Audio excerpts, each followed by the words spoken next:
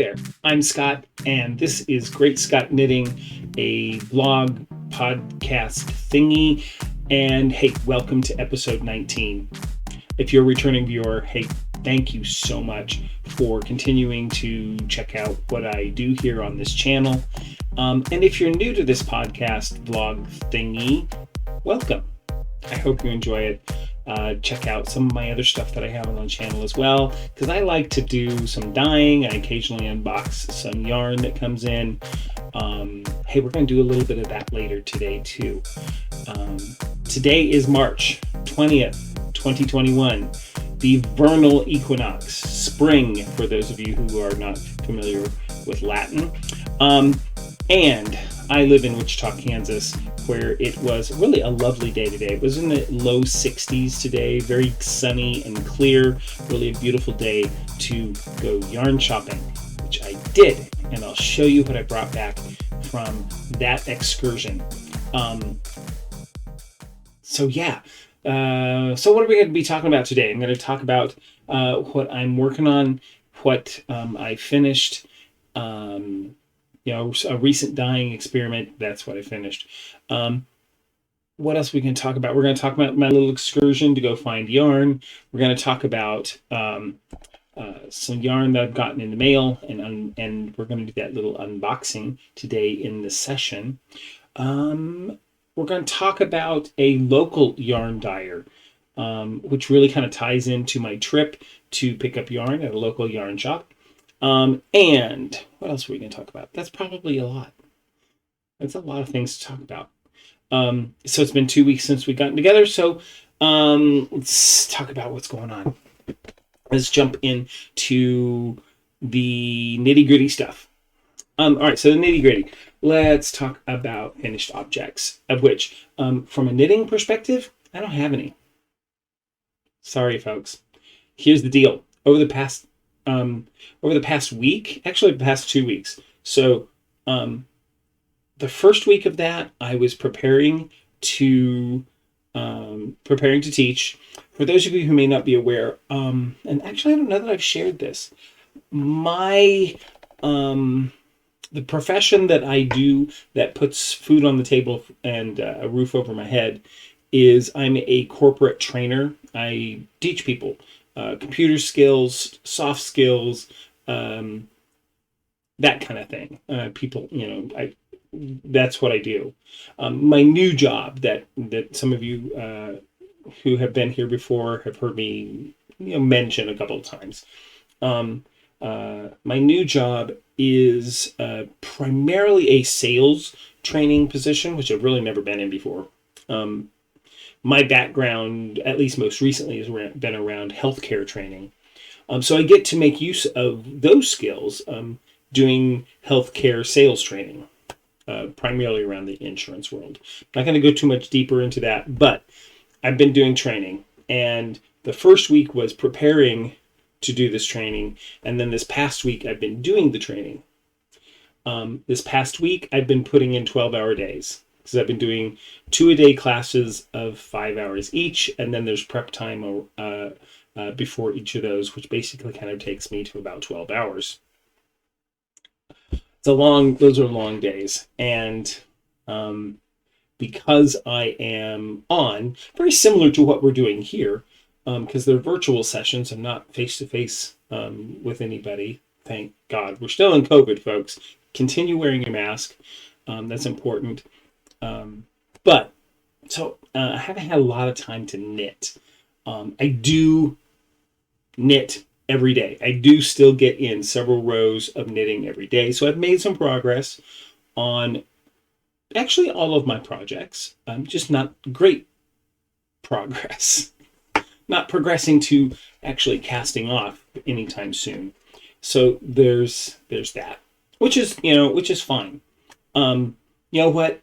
I titled this episode "Do Something Creative Every Day." It's a sort of a motivational statement that's in my calendar for this upcoming week, which is a great reminder.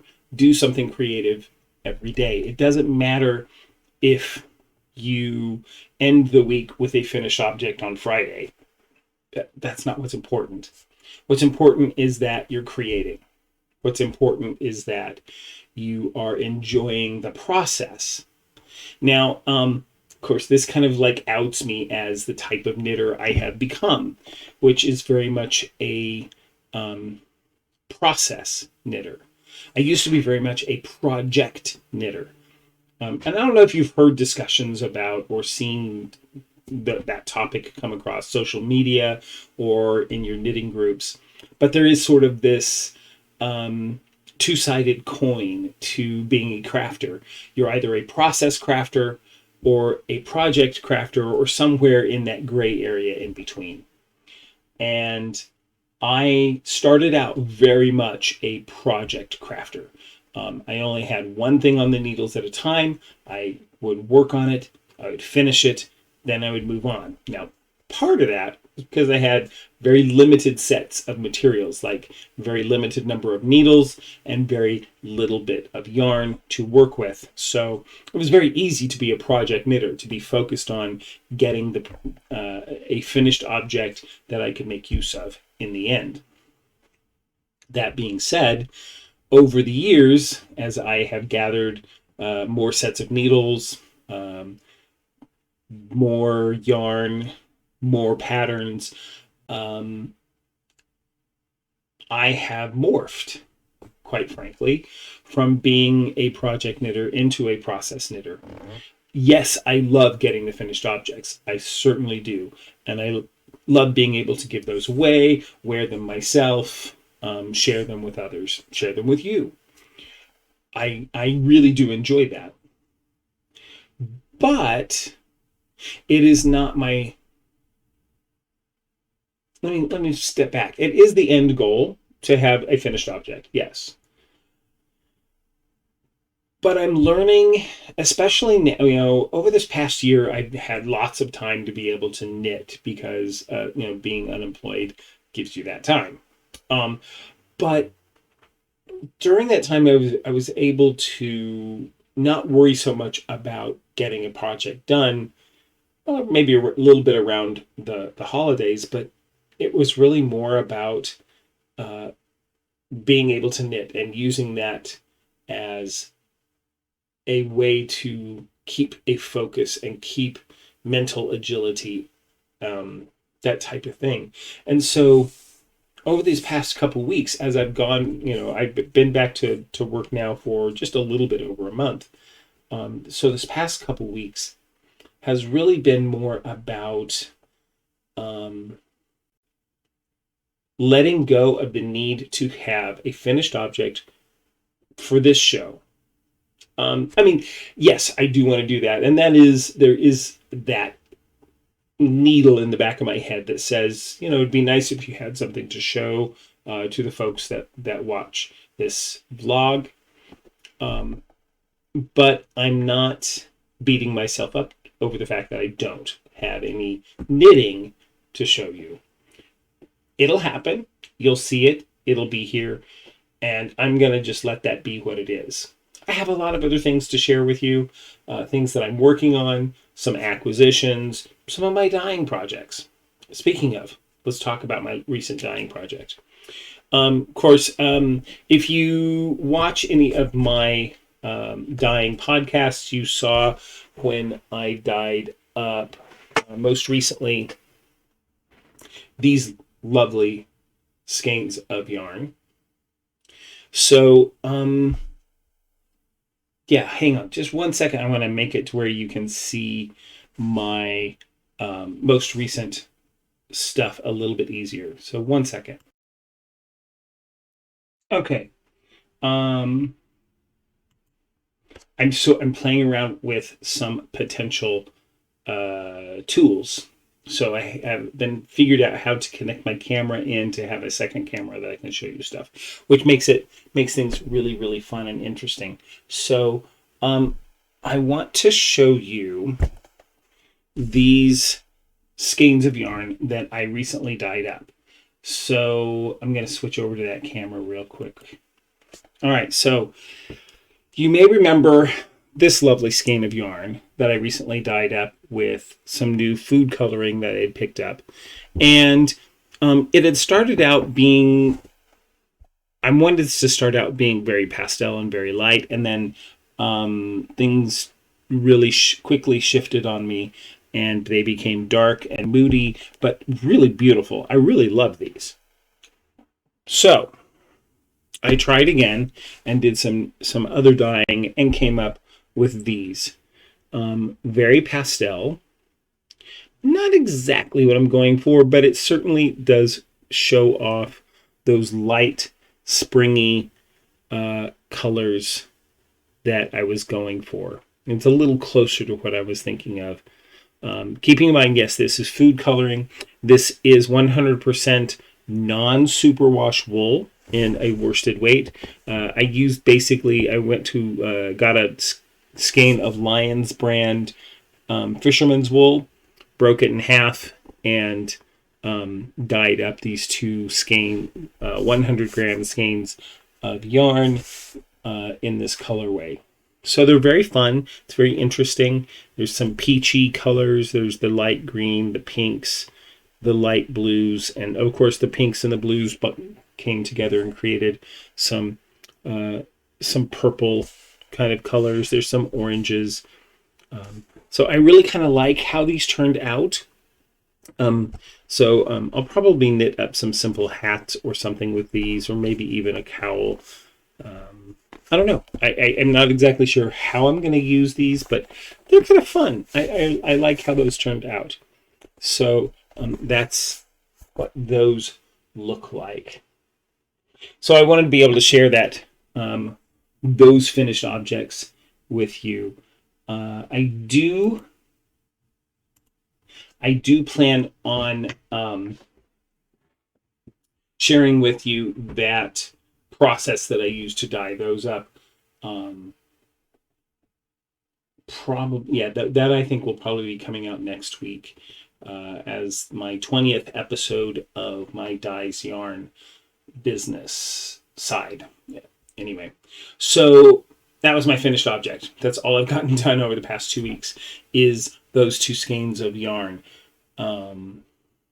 Spoiler alert, though. I do want to spoil alert here a little bit. That I have ordered some acid dyes. So there's that. And I do have some more bear yarn that should be arriving tomorrow from Nomad Yarn. I've never ordered from them before. I'm finding them so I've been using Dyer Supplier, and I guess I'm kind of transitioning into acquisitions and future acquisitions. But anyway, I've been ordering from Dyer Supplier quite a bit, and a little bit from Knit Picks, but primarily Dyer Supplier. And what's really great with them is you can order individual skeins, or they also do packs of 5, which is kind of nice because it keeps the price point relatively low for those of us who are the occasional home dyer, and which is great. I mean, a lot of these places like Wool to Dye For and some of these other organizations really fit more for the indie dyer. They're really meant for big bulk sales, and when you do those big bulk sales, you save on the price point. But me just being sort of a small time dyeing for myself for the most part, I don't know, maybe at some point I'll sell a few skeins here or there, or give them away as prizes or gifts or something. But for right now, it's just for me. So I don't need, hundreds of pounds of fiber. I found this other vendor, Nomad Yarns, Knomad, and they do individual skeins, or they do packs of 10. I'm finding that they're a little, for those packs of 10, yes, I'm spending more, but my price per skein is going way down. And so that to me is a benefit, because then I can buy a larger amount now, spend the little bit more now, and then it's going to last me a lot longer. So I don't have to replenish my supply of dyeable yarn anytime soon. Now, I've never dyed this yarn. The things that I've seen online from other people who have used it, they like it. I'm sure I will too. I'm sure it'll be great. I have some fingering weight basic sock yarn, 75-25, coming from Nomad Yarn. I'm thinking of going ahead and ordering a pack of DK 100% superwash merino from them, because the price point is a little bit better. So that may be something that I do. But anyway, future acquisitions, those will be coming in the mail shortly over the next couple of weeks. So they'll be able to see some of that next time, I'm sure. All right, let's stick with our knitting world for a bit longer, and let's talk about works in progress. So everything that I haven't been finishing is still in progress. So most of you who have been around have seen all of these before, so you're not going to be surprised by what I'm pulling out now. So first work in progress. And 1 second, let me just see if I can go ahead and make it really easy for you to see these things too.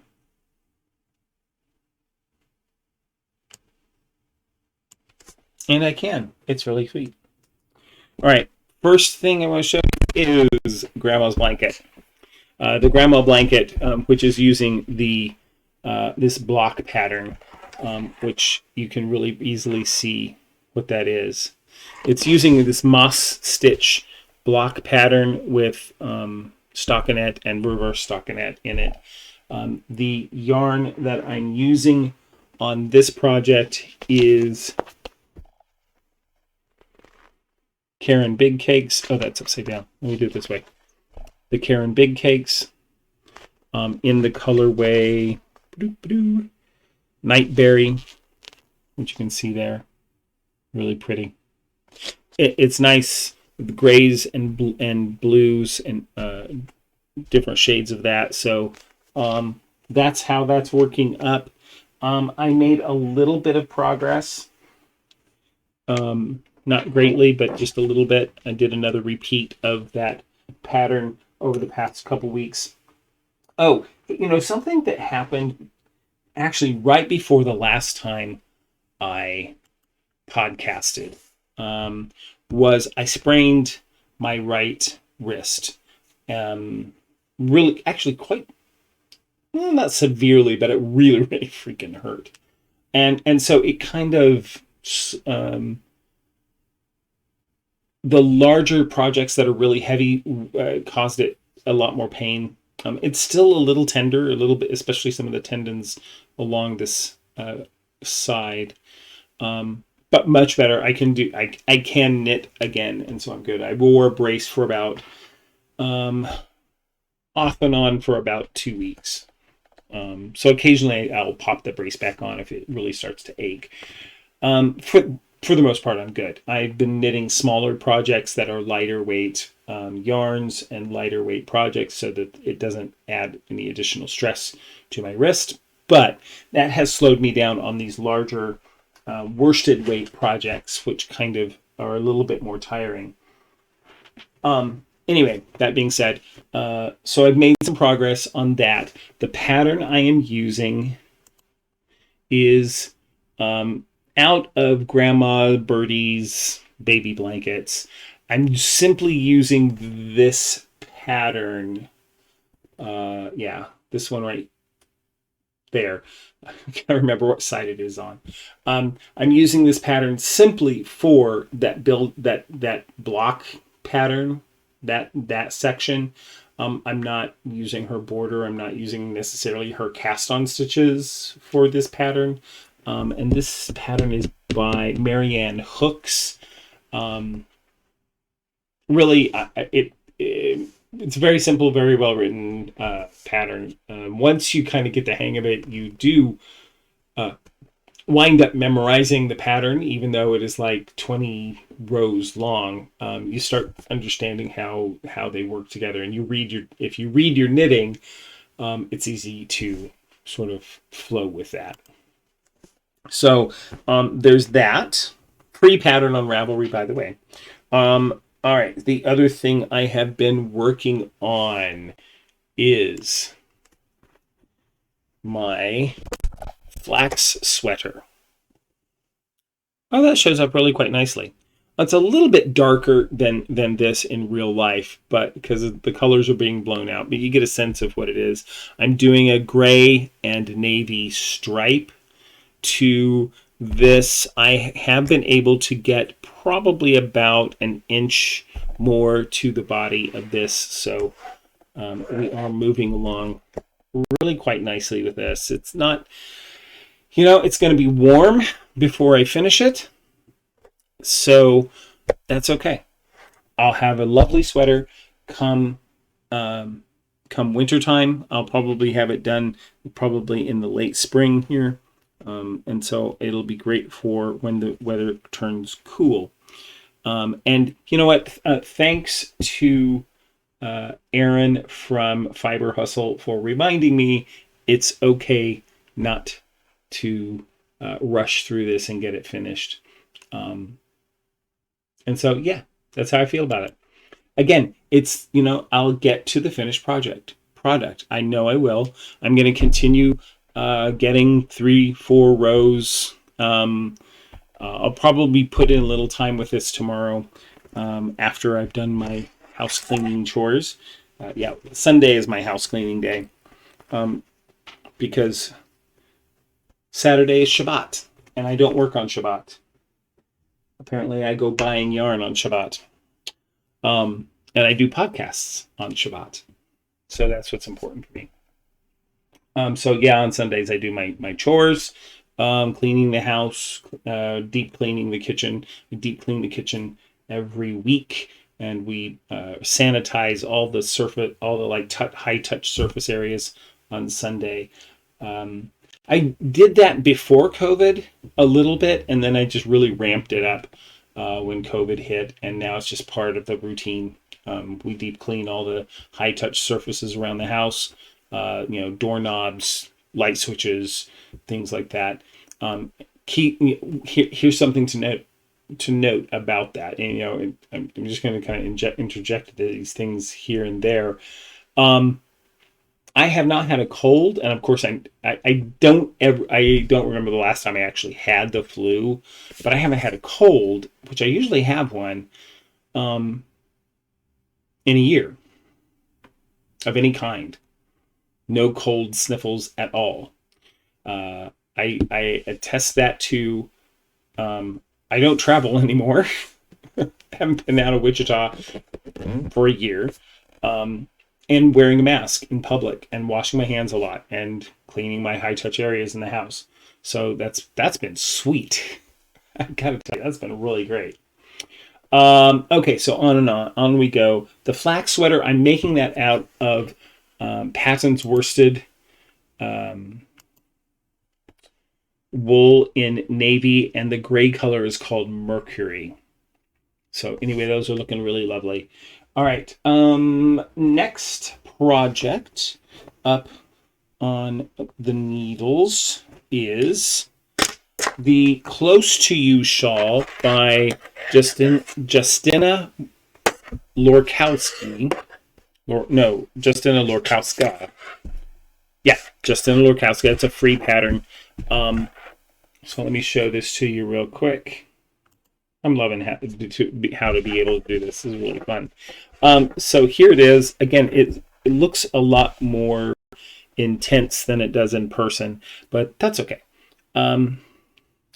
So I'm knitting this out of Louisa Harding yarn, the Amatola yarn, which is a 80% wool, 20% silk, very soft. The colorway is Tango.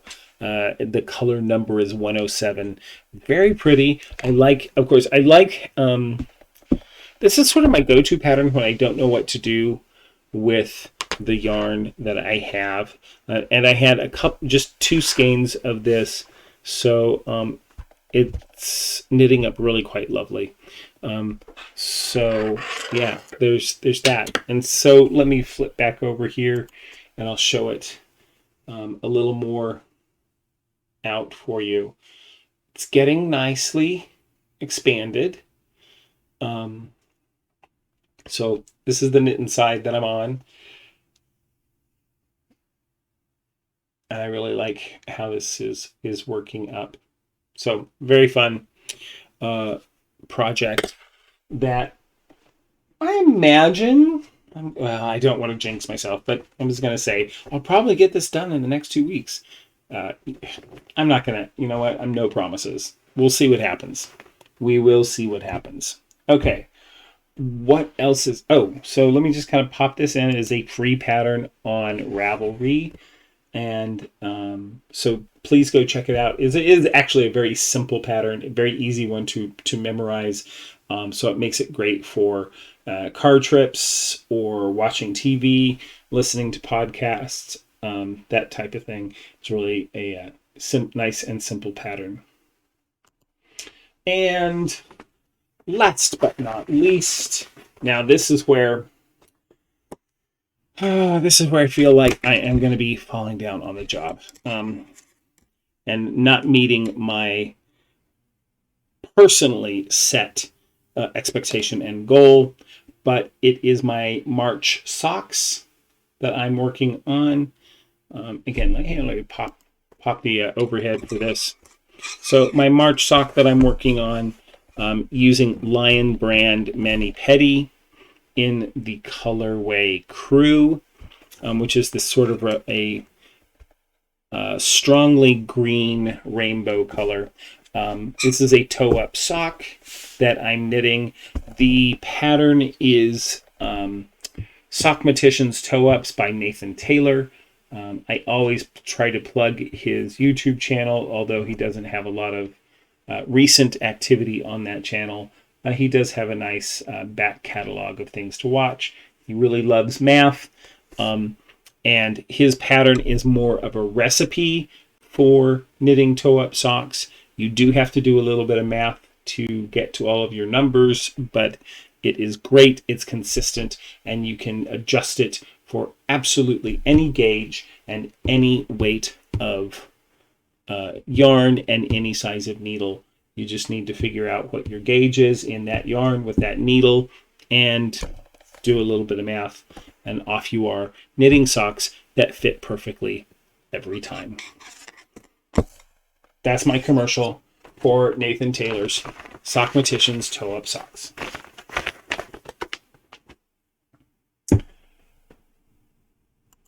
I probably will not have these done by the end of March, because that's the first one, and I'm so close to getting it done. But I haven't cast on the second sock.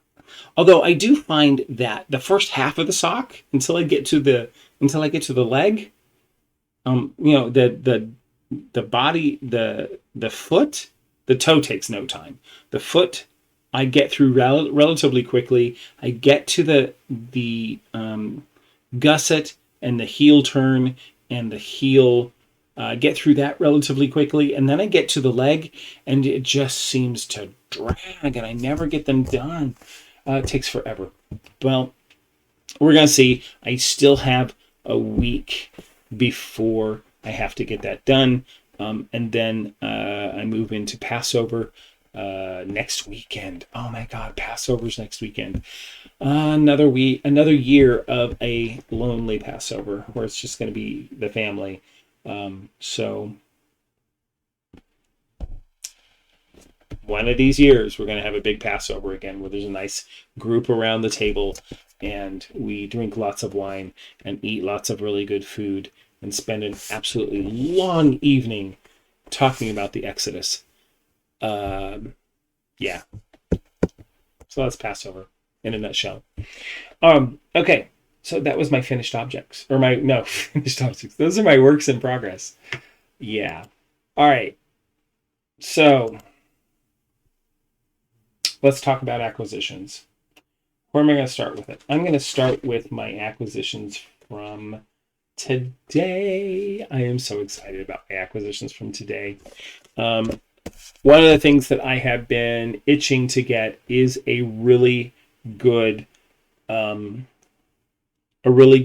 fixed circular sock needle.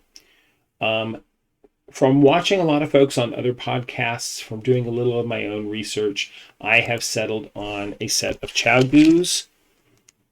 My favorite size is 2.25 millimeter, and the length that I am going for is the 32-inch cord. I do not like shorties. I have learned this. I tried to do 9-inch circulars with the little short things that I can't. My hand. Look at the size of my hands. I have huge freaking hands. So those just didn't work for me. It was very uncomfortable. I like Magic Loop. I've been using 24-inch cables on the cheap Nitpick fixed circulars that I got recently. And they're fine, but the join is a little iffy. It's a little clunky at the join. And with the 24-inch, I find that I'm bending the cable at that join rather significantly as I'm moving the Magic Loop around. So I decided to get the longer cable so that doesn't happen.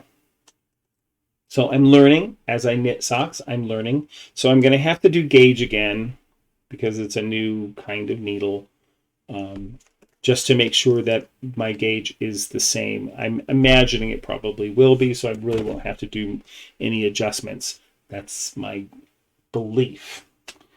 So yes, I got this at the yarn store that I went to today. Okay, the yarn store that I went to today is called the Creation Station. It's in Newton, Kansas.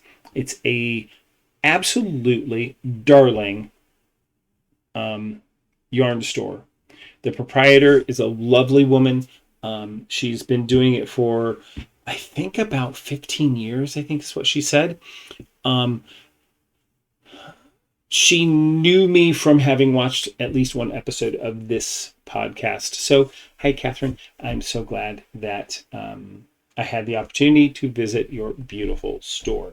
If you're ever in the Wichita area, it is the closest yarn store to the Wichita area. Newton is just a little bit north of Wichita by probably about 20 miles.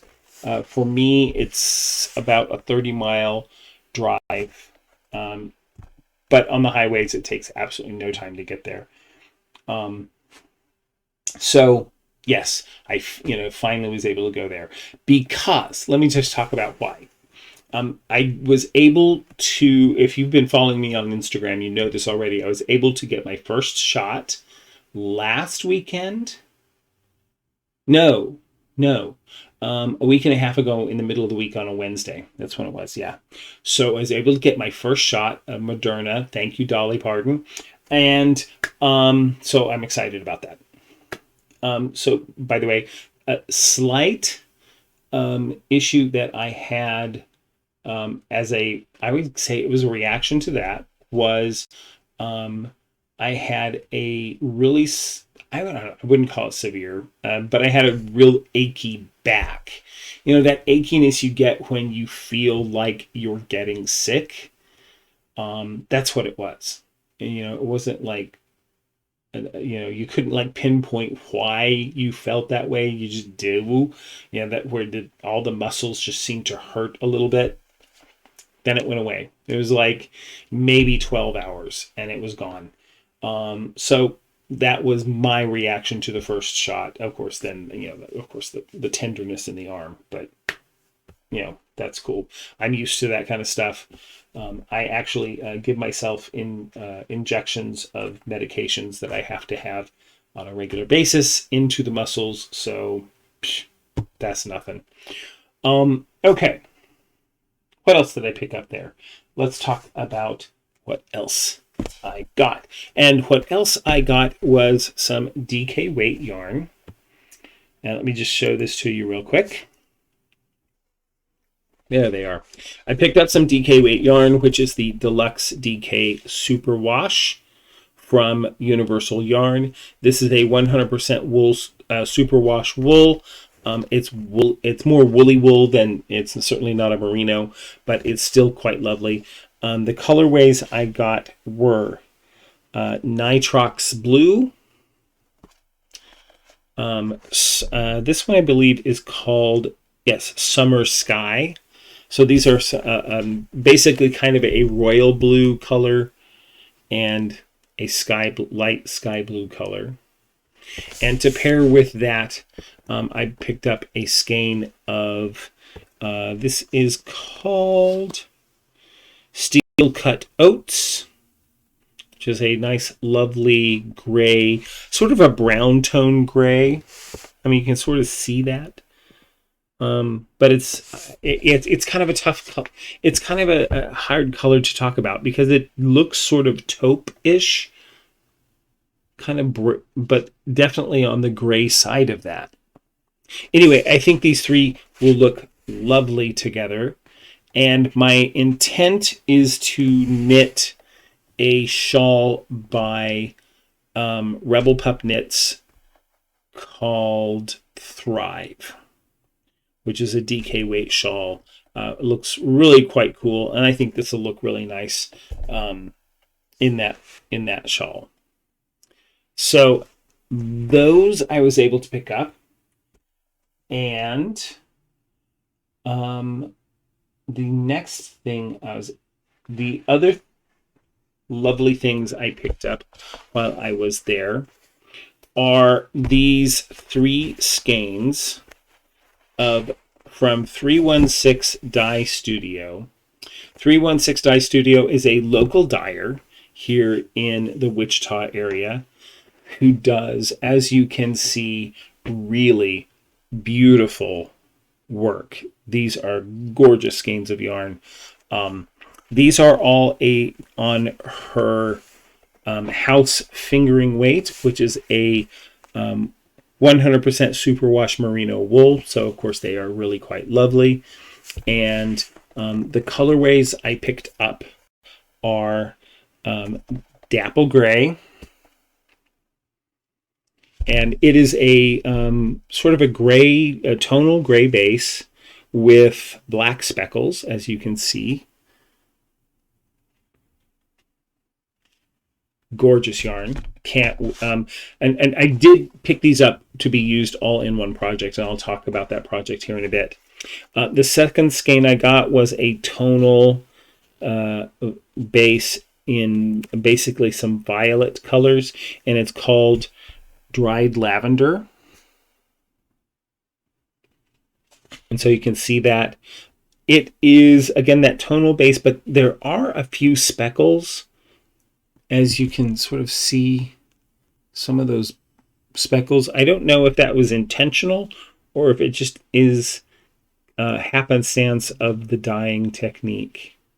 But again, beautiful. I think these two go together quite nicely. And then for me, this one is this one just drives me mad with dyer's envy, and just so I'm so excited about this. This one is called Stardust, and look at these colors. I'm like, dang, girl, how'd you do that? Okay, I have to open this one up because this is just so pretty. I mean, look at this. We've got deep greens to the point where they're almost a grayish black. And it's possible that there's some black in there. So we've got these greens. We've got these magenta-y violet, pinkish violet colors that there's a little bit of blue in here, as you can see, that goes into a purple. I'm like, Okay, I'm so excited about this skeiny yarn. I cannot tell you. I can't express to you how excited I am to make use of this yarn.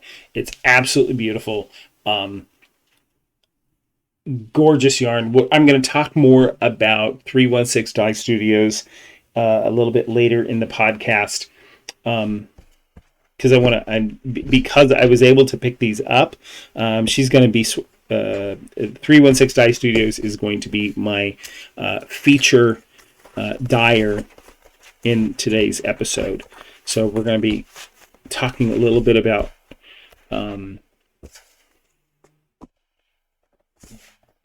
these folks a little bit later. All right, so the project I intend for this one is going back to Rebel Pup Knits, and either it's one of two shawls. It's either going to be his Color Strike shawl, which is really kind of cool, or his Turbulence shawl, which I've knit before. I think I'm wanting to go with the Color Strike because I have not knit it before, and I think these will look really great with this amazing featured yarn as sort of that Color Strike. So there's the purples and the violets which come out of this one, and then the gray as sort of a neutral that and with the blacks in here and the very, very dark the black pops in the variegated. I think these go nicely together. So I'm so excited about that. Now, I picked up one other. The Creation Station is having their anniversary. And so 316 Dye Studios knit up an anniversary colorway or dyed up an anniversary colorway for them on a couple of their bases. I picked up their sock base of this colorway. The colorway is called Twilight Dreaming, and the colors that are in this skein. I don't know if you've occasionally noticed, I will post pictures of sunsets, of Kansas sunsets, in Instagram and on Facebook. And let me tell you, these colors are very reminiscent of that twilight sunset right here in Kansas. And these are gorgeous. There's purples and pinks and blues and light oranges. And I love this colorway too. The dyer there, she's really quite lovely. Her name is Jenny. She does just a tremendous job. These are beautiful skeins. This is an 80-20. Yes, 80% superwash merino wool, 20% nylon blend for her sock base. So very beautiful, very lovely. The colors are just astounding, the way they blend together. So this will probably wind up being April's socks. I don't know, but that's kind of where I'm leaning with this. Or it might possibly be turned into a shawl, but that is Twilight Dreaming by 316 Dye Studio. Gorgeous, beautiful yarn. So that is the yarn I picked up. And I want to thank the Democrats in Congress for approving that $1,400 stimulus package that came to us, because that is what allowed me to get this beautiful, beautiful fiber. And so there it is. Cool. All right. Knit Crate came in the mail this week. And I've been so busy, I have not been able to open it. And so I was like, all right, perfect. I'll just open it when I do my podcast. And then I want to share some information about all of that. All right, so here's my Knit Crate package. Let me go ahead and just switch cameras. There it is. So here's my Knit Crate package. A few months back, they shifted to some eco packaging as an option to their Knit Crate box. It's cheaper to send, faster to package, and it is a high on biodegradable. So you can compost, or in other words, this will biodegrade more quickly than plastic. So that is something that is really quite nice, and I love that fact. All right, for the, Knit Crate has been having some real struggles with their suppliers, and I do feel for them. I really do. They had to do some shifting around with their membership crates because they weren't getting some of their yarn in on time for shipping. So February and March got flipped for the membership crates, but I wasn't really keen on the membership crates for either of those months, and I wasn't keen on the yarn for the sock crates either. And of course, for February, I didn't have any money yet, and so anyway, there was that. So Heartstrings was actually supposed to be for February. It became for March, so they shifted that. Oh, looks like my card endured some hardship in shipping, but oh well, that's okay. It's not what's important. What is important is taking a look at this card.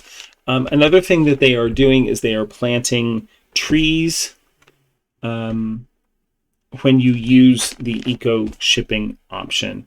They plant a tree in sort of in your name or for you, so that you can do this. They do have their Inspirations magazine, which come with every with every shipment of yarn, where they have patterns, and they talk about the yarn that's there. So this month, for March, I went ahead and decided to pick up the sock crate. I didn't care for the membership crates because I think it was bulky yarn. Yeah, no, it was an Aran weight yarn, but I really wasn't that crazy about the colorways. But I was sort of interested in the sock crate yarn. The sock crate yarn is a Superwash BFL, Blueface Leicester, and 20% alpaca, 20% nylon, fingering weight yarn. So I was interested in that. So here in a moment, I'm going to go download that Inspirations and take a look at that real quick. But first, let's look at the yarn. This is a really beautiful blue teal kind. Well, not teal. It's very, very much a blue color. Very much a solid. There's some tonalities in the strands, but yeah, I would very much call this a solid yarn. It's Audine Wool's Dreamy Sock. Yes, that's 60% Blueface Leicester, 20% alpaca, 20% nylon. It's 400 yards at 100 grams. So, yeah, that's really pretty. I really did like that colorway that they had for this month. All right, so the extra, they always send a little extra thing in all of their Knit Crate packages, and it looks like a coaster. I think that's what I'll call that. Maybe it's a sticker. I can't tell. Anyway, it says, "My yarn stash has more mileage." Basically, this is very true. My yarn has been more places than I have most recently, so that would be true. And then you can sort of see the yarn the yarn ball sort of symbol underneath that. So cute. Yeah. I can't say that I'm always thrilled with their extras, but yeah, there it is. So let me see if I can pop over and look up our Inspirations magazine real quick.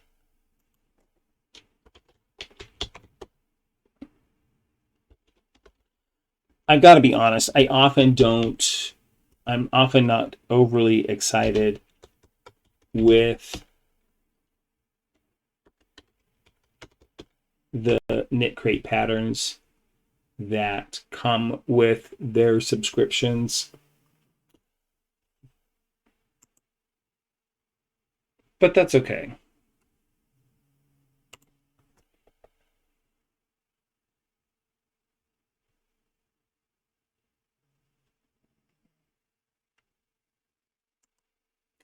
I don't have to be. There's a lot of other options for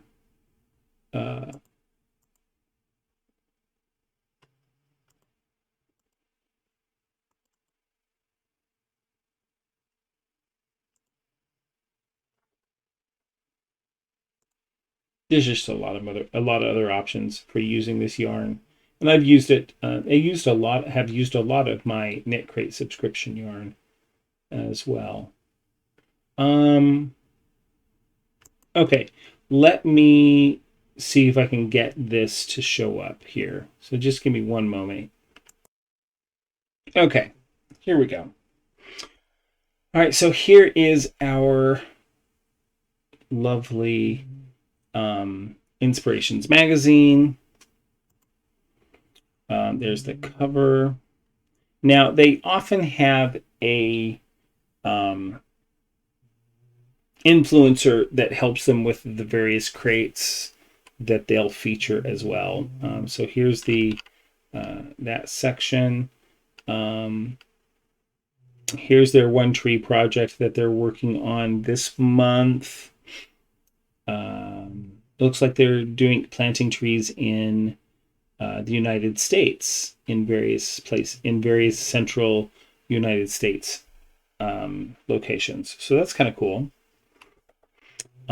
So here's the inspiration yarns. You have your sock crate. The sock color that I have, what did they call that? Nice and Breezy is that blue color. So that's kind of cool.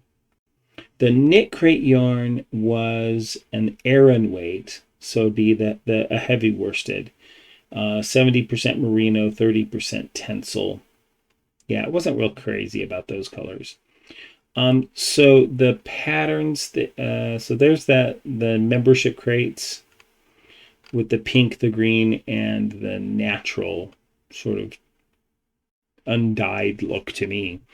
Nice and Breezy is that blue. They had a sort of a yellowish green called Serene, and then a brown called Mower Coffee. And actually, I would consider using all three of those in a project if I had the opportunity to pick up additional. But I think I'm going to save my yarn money and send it elsewhere. So it looks like they had a cowl for the membership crates, and they also have there's the socks, the knitting, the sock pattern for the sock crates. So that's kind of cool. They also have crochet patterns, as you can see. And then here is the April theme called Moonlight. So lots of potential greens and purples, some browns going on, some pink, and orange possibilities. I'm not expecting any variegated yarn from Knit Crate. What I am expecting is some kind of crazy base, which is something that they kind of seem to like to do, is their crazy base business, which is fine. I don't mind an interesting base now and again. But yeah. All right. So there's my Knit Crate unboxing. So now I do want to talk a little bit about the unpleasantness that is going on with Knit Crate. And those of you who may be Knit Crate subscribers, you've already heard about this. I'm sure. If not, hold on to your seats, because there's some unpleasantness going over there that is not of their own making, and that's what makes this so challenging. So here's the deal. They have had lots of issues due to COVID with their suppliers. Most of their yarn suppliers are overseas. They are in Italy, they are in Peru, and we know how Italy has had a lot of challenges off and on with their with dealing with COVID. Same things are going on in Peru. There's also shipping issues and getting things through customs. So there's all of that that's going on. They've had to do a lot of shifting around of what yarn comes in that is ready to be shipped and what month that actually goes to. So there's been a lot of shifting around what you get month to month, which has been challenging for them. My understanding is that the costs of these delays has been very challenging, and they started to lose money.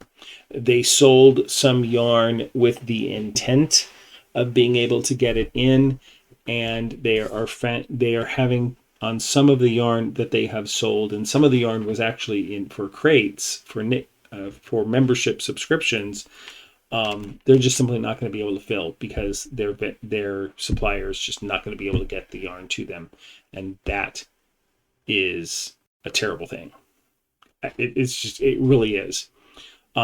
They're based in Florida, so they've had to cut back on the number of people that work in their warehouses because Florida is a hot spot for COVID, and so they're having to social distance and do things that they need to do to keep people safe there, which slows down the shipping process once they do get the yarn.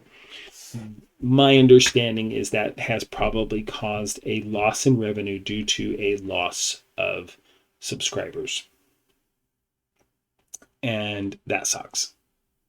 It really does, because it means they're having to do some immediate and dire changes, which I think I understand why they're doing them. They are not a huge business. Yes, they probably do millions of dollars worth of business, but I would not call them a large business. Their employee base is probably very, very small. That being said, let me talk a little bit to what some of their challenges are. Let me get there. So, they sent out an email that basically had this exact same verbiage and information that I've basically gone through. But here's some of the key things that they're doing to, hopefully it's short term, but here's what they're having to do. They are raising the prices. Well, okay, there are two things that they're doing. Number one, they are changing the name of their subscriptions to better reflect that they are both knitting and crochet. So it's to try to more align with what they do. And I can get that. That's fine. They can change the name whatever they want. That's fine. The other thing they're doing is they're streamlining their process in a hope to make the process faster. And what that means is one is no longer able to choose the colorway of their subscription. So it will be a mystery. They'll still do a reveal on a monthly basis showing the colorways that they are getting in and that they will be shipping out. It's just that the subscriber will not have the opportunity to say, hey, I want the warm color that are there, or I want the cool colors, or I want the neutral colors. You won't have that opportunity. It's going to be an anything goes for everyone.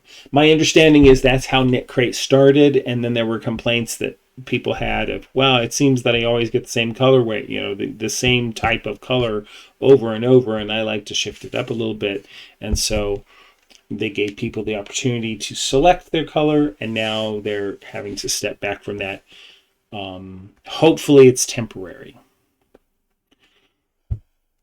The other thing they're having to do is dramatically, and I do mean dramatically, raise their prices.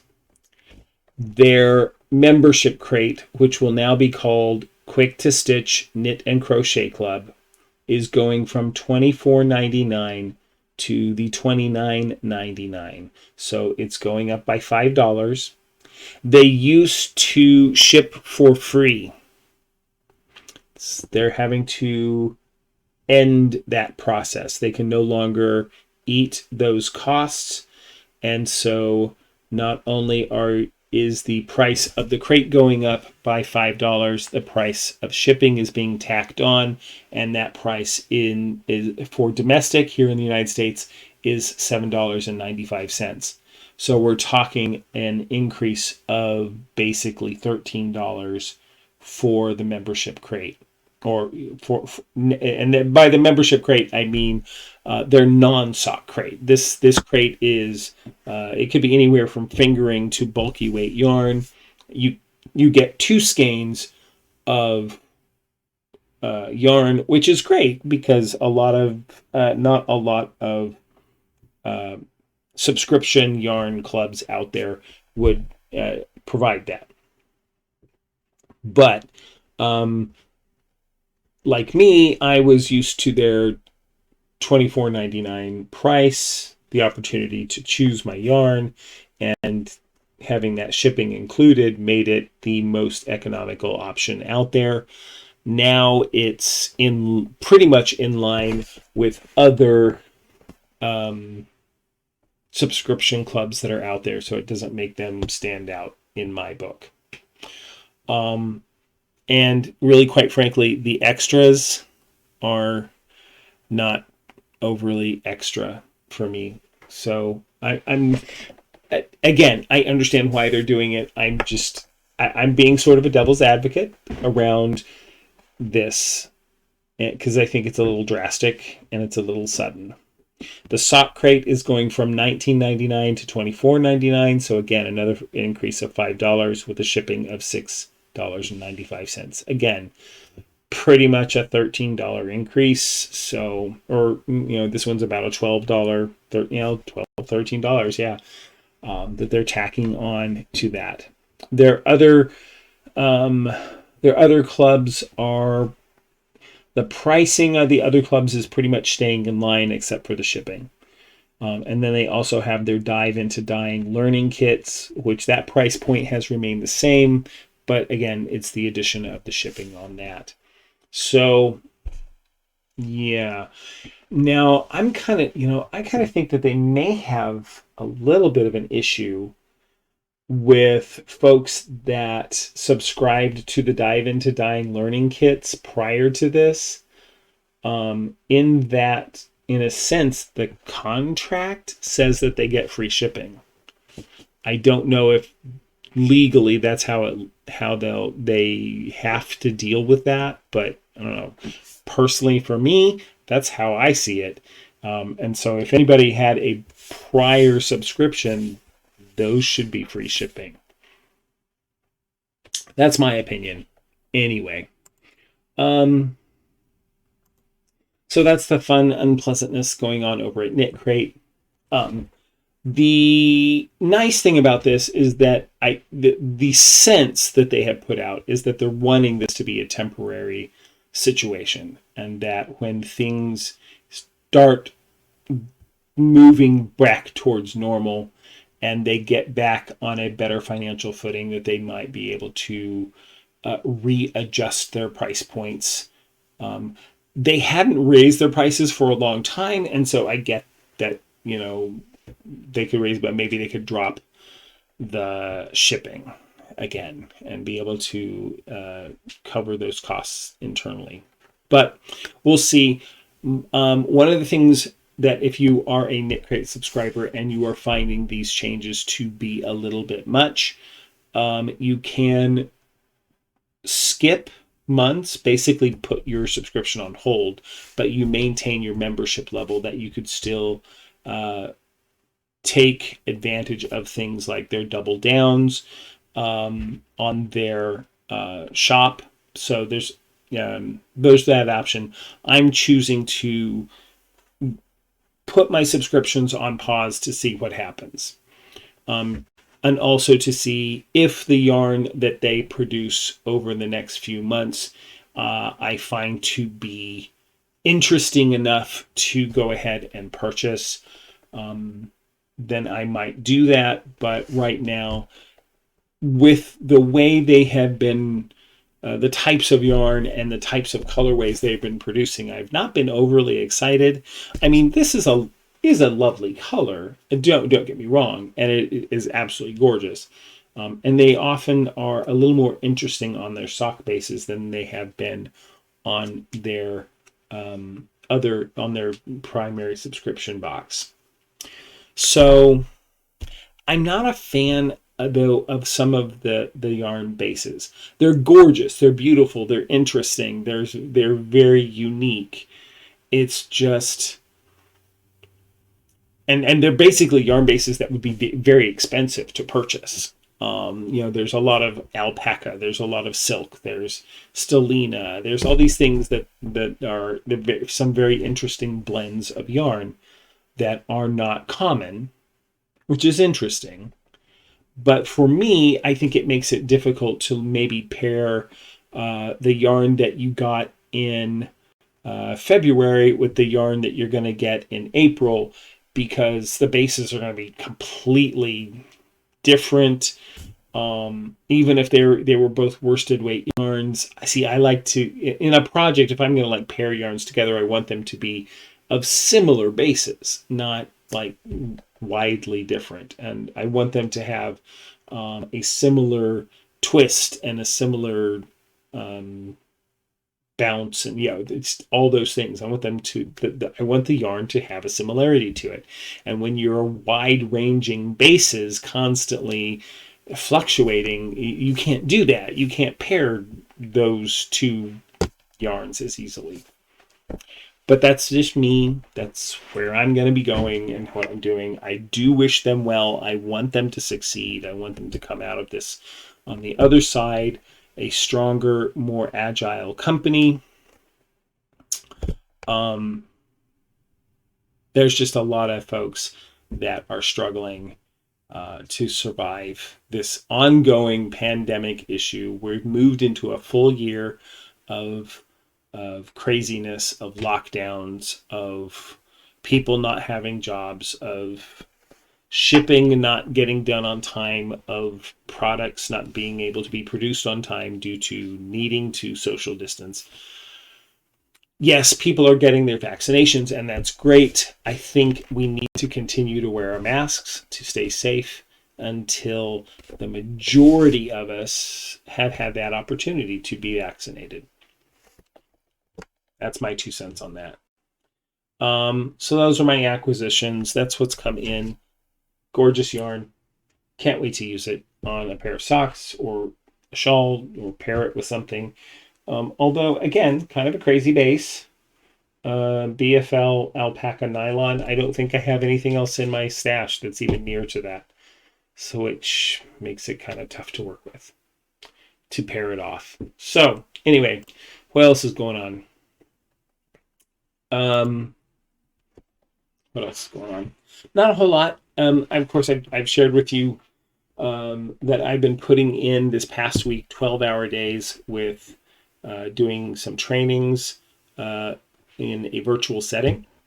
So there's that, which has been fun. Actually, I've really enjoyed getting back in front of classes and sharing information. So that has been an extreme positive for me. I feel very energized by my work now, and very good about myself and being able to use those skills again. So thank the maker that that's going well for me. And they pay me well, so that's good. What else is going on? So I've been trying, because work is what it is, and during the pandemic, I have become very dependent.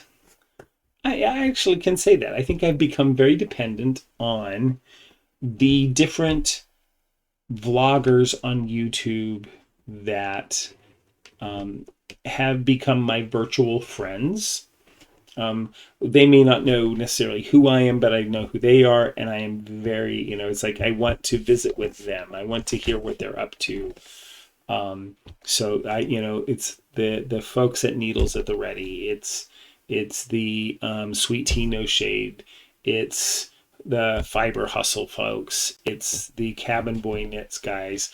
All of those gentlemen, knitters, crafters that I have become familiar with over the past year. Really, quite frankly, I appreciate them so much. And I can't wait to get caught up on all of their episodes. And that has been one of the challenges with having gone back to work is I can't just jump on and watch their episodes when they are published, because sometimes they publish in the middle of the week and I can't just stop what I'm doing and watch them. Which is good, which gives me something to do in the off hours. But yeah, I haven't necessarily been able to keep up with all of the podcasters that I like to watch. That being said, I just kind of want to pop into and show who I watch when I am on my YouTube. I watch all of these folks. So let me refresh to see if anybody's new. So here's what's up on my docket for the next couple of days. In terms of what I need to get caught up watching. I want to get caught up watching a lot of these folks.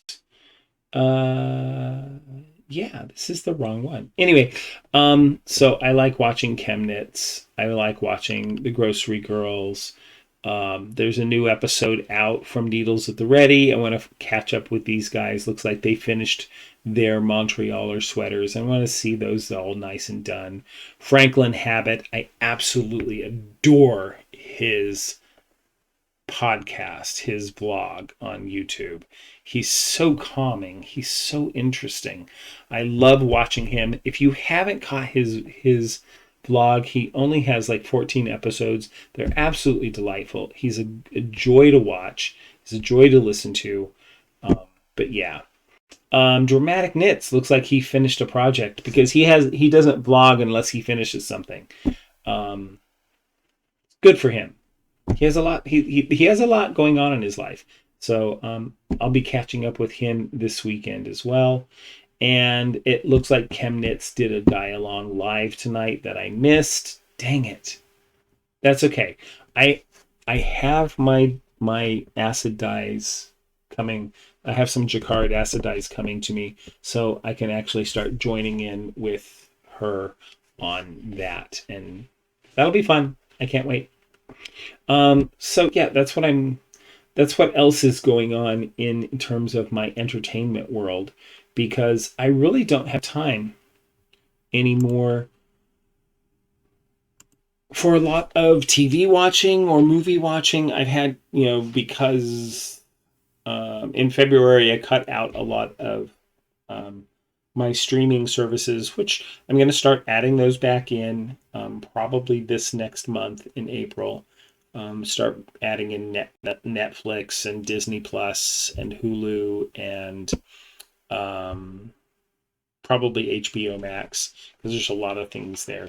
I don't, here's the deal. I don't watch a lot of network TV anymore. I mean, I do watch Mayim Bialik's new show, but that's about it. Maybe This Is Us. Try to keep up with that in the news. That's about it. So there. Wow. So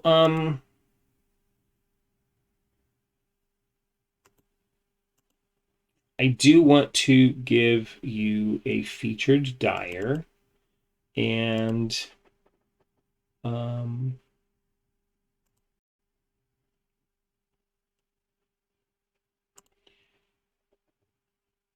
there it is. Now it's coming up. So I want to talk about 316 Dye Studio. This is a local dyer to the Wichita area, to South Central Kansas. And here is here is that website. It's www.316dyestudio.com. I'll be sure and put that in the show notes so you can come take a gander at her beautiful work.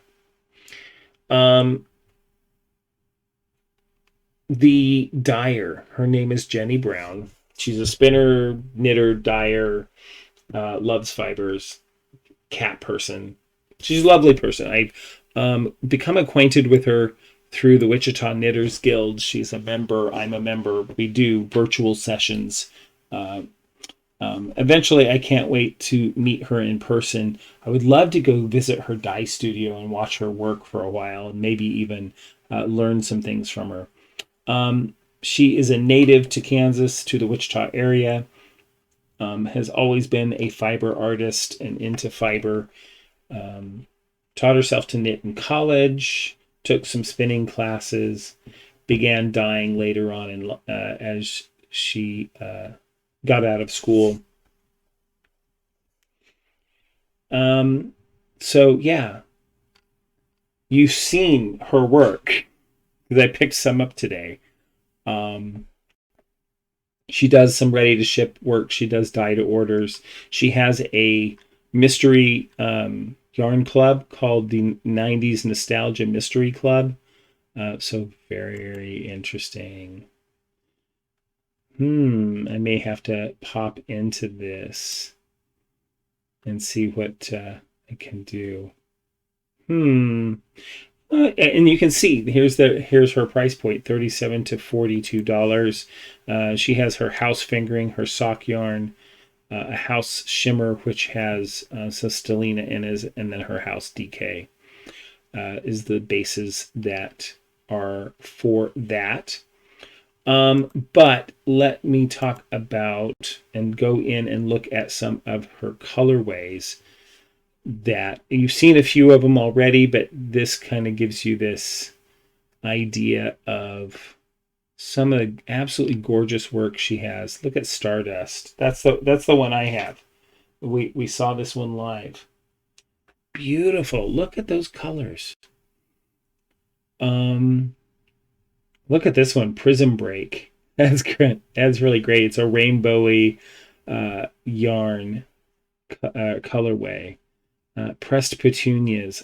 You see, I'm starting to become gravitated towards the lightly speckled and variegated yarns where there's a lot of blank space in them around the color. It looks like she also has some sock blanks, some one-of-a-kind sock blanks that she's done. Mrs. Peacock. Look at that. Those peacock colors. Some beautiful neutral colors as well. Some great solids and variegateds. So, yeah. So let me encourage you to go check out her website, check out her her colorways that she has. She does use several different bases. She has a lace weight, which is an alpaca silk cashmere stellina blend. She has a yak base, which is a merino silk yak. Then her standard sock, which is an 80% merino, 20% nylon in superwash. Her house fingering, which is 100% superwash merino. She does a tweed. She does a lurex shimmer base. She has some non-superwash sport weight, superwash merino DK, tweed DK, and then she has her house bulky, which is a merino nylon bulky base. So those are the key things that she dyes on. So cool. I definitely want to pick up some more of her yarn in the future because gorgeous stuff.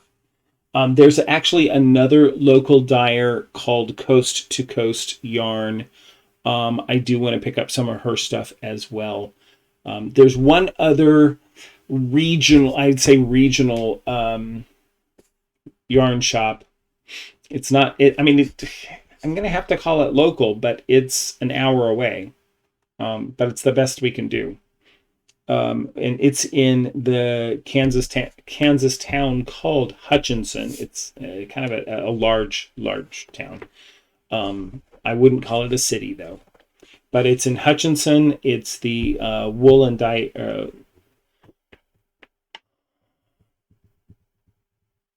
Can't remember what it's called, but it's another local yarn shop up there. When I go visit it, I'll tell you all about it. Maybe I'll do a video. I should have done a video today, or at least some pictures. Wow. I'm not on my game, apparently. Anyway. Hey, gang. I hope you have enjoyed this episode. I am into almost an hour and a half. I haven't had a marathon episode like this in a long time. So I hope you have enjoyed watching me gush over the 316 Dye Studio and those gorgeous colorways that she has. And wax about, my opinions about Knit Crate and where they're going, and also about the my non-finished objects, my whips, my works in progress. So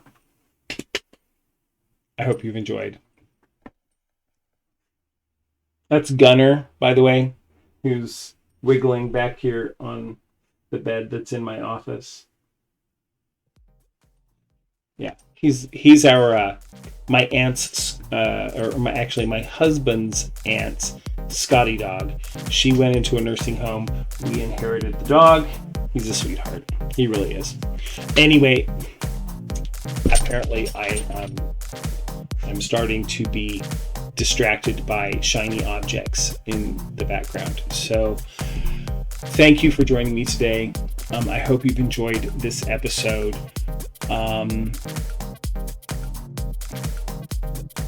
Key things. You can find me on social media. On Facebook, I have a Facebook page called Great Scott Knitting. I will often post various things there.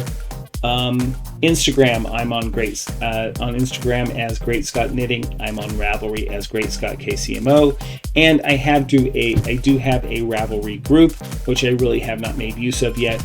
But as we move into spring, I am very seriously considering a craft along. More than likely a knit along, because I don't know much about crochet, but I'll probably turn it into a craft along to let as many people play as they want to.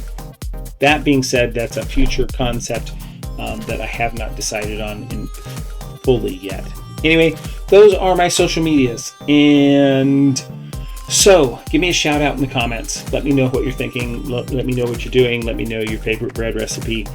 And yeah, I so hope you enjoyed today. I know I did. So in closing, may you have peace in your home and the fullness of joy for all who dwell there. Thanks for being here.